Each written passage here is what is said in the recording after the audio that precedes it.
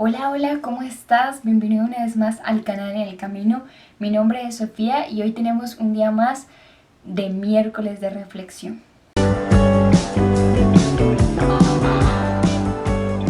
Bueno, el día de hoy tenemos la segunda parte de cambios. Entonces, si no has visto la primera parte, te la voy a dejar por aquí como para que sepas un poco de qué estamos hablando. El día de hoy ya, pues el video anterior terminó con cuando les conté la historia de cuando me fui a vivir a España y estuve estudiando allí el colegio. Ahora esta historia es cuando termino el colegio y lo que pasa después. Una vez que termino el colegio, mi sueño siempre ha sido estudiar medicina. Entonces lo que hice obviamente pues fue presentarme a medicina, fue lo primero. Pero resulta que mis notas no eran muy buenas de los últimos años y de la selectividad, y debido a eso no podía entrar a las universidades públicas, pero tenía una opción que era hacer una técnica superior, es decir, hacer otro estudio para tomar nota y volver a intentar presentarme a las universidades. Así que esta fue la decisión que tomé y lo que encontré fue una técnica superior en anatomía patológica y citodiagnóstico, que era como lo que más se podía relacionar con la medicina, pues para mi punto de vista. Entonces me decidí a estudiar esa técnica. Es una técnica que dura 2 años, pero resulta que cuando me fui a inscribir en la ciudad en la que yo vivía, que era Pamplona, que vivía junto a mi padre y mi hermana, resulta que ya no estaban en tiempo de inscripción y ya no podían aceptarme. Así que pues apareció otra propuesta, y era que a 1 hora de distancia de la ciudad en la que yo vivía, en una ciudad que se llama San Sebastián, pues en un pueblo cercano a esa ciudad también daban el mismo curso y todavía estaban en inscripciones. Entonces, como valorando las opciones y junto con mi familia, pues tomé la decisión de que lo mejor era irme a estudiar, así tuviera que pues irme de casa. Entonces aquí empieza la aventura. Fue la primera vez en mi vida que iba a vivir sola. Entonces ustedes se imaginan los nervios que tenía. Creo que mis papás nos han preparado bien a mi hermana y a mí como para ser independientes. Teníamos pues algunos conocimientos de cocina y arreglos de casa y eso. Así que bueno, por ese lado no me fue tan mal. Tenía un poco de emoción, me voy a ir a vivir sola, puedo hacer lo que quiera, pues no. Entonces yo tenía 17 años, iba a cumplir los 18 el mismo año que me fui, y me fui a vivir a un pueblo en el que no conocía a nadie.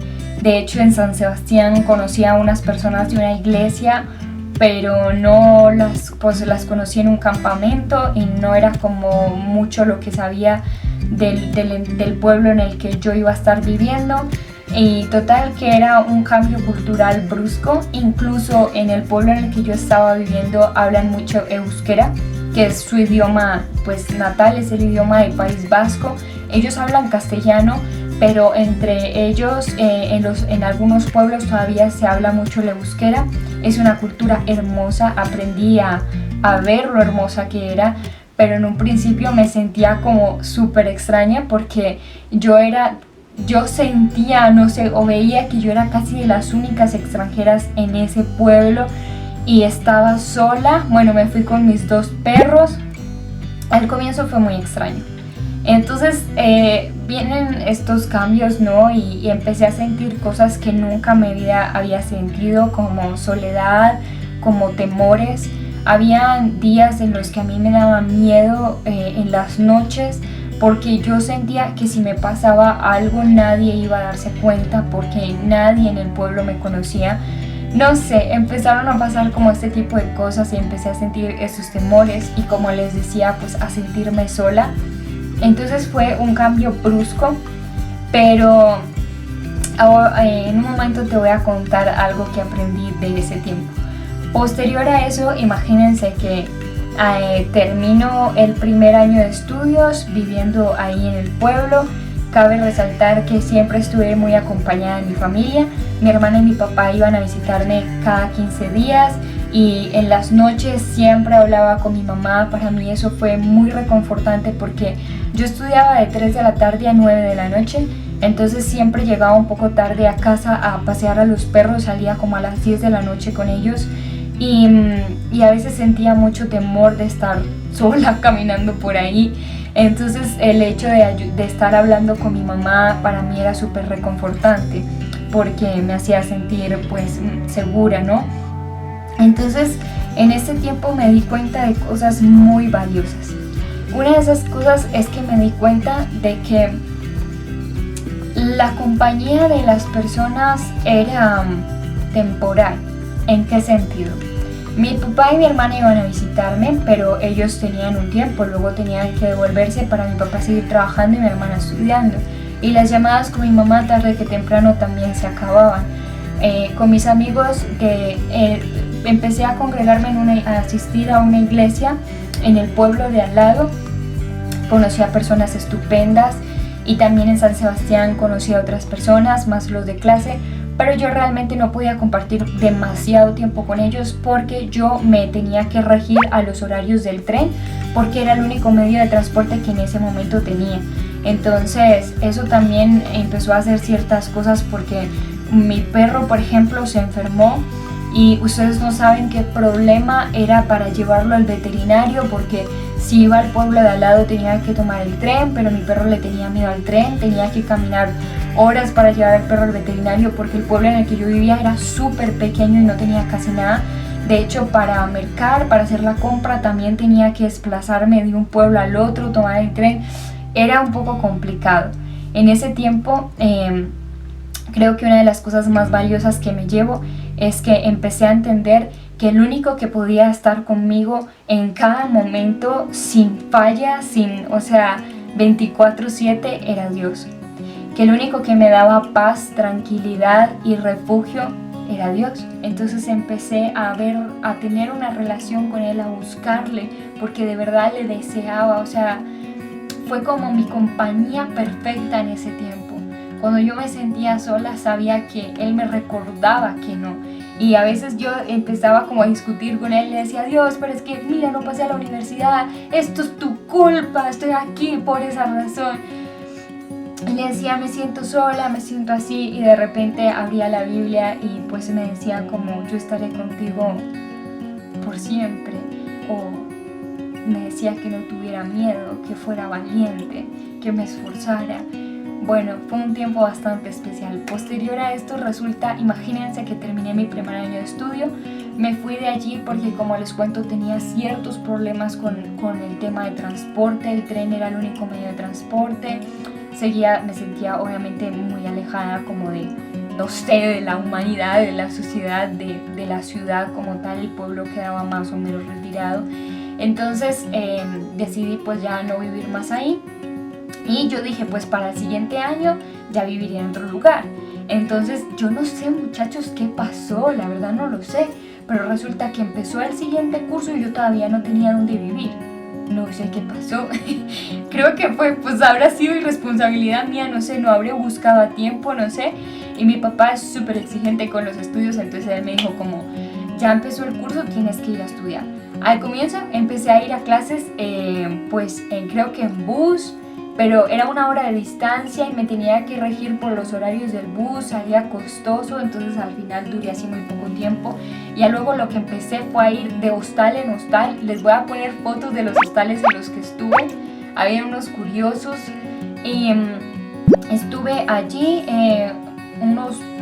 no me acuerdo cuánto tiempo, pero en ese tiempo ahí sí, nunca había sentido creo que tanto miedo, porque imagínense que en los hostales me tocaba estar, el hostal es como un hotel, pero las habitaciones son compartidas, y hay habitaciones en las que habían pues igual 6, 7 camas, pero nunca me llegó a tocar como las habitaciones llenas, no estábamos en temporada alta, pero ahora sí a mí me tocaba dejar mis objetos personales ahí, sino los que me llevaban la mochila para clase. Entonces yo lo que empecé a hacer era que me levantaba súper temprano para bañarme la primera, porque los baños eran compartidos y eso me hacía sentir muy incómoda.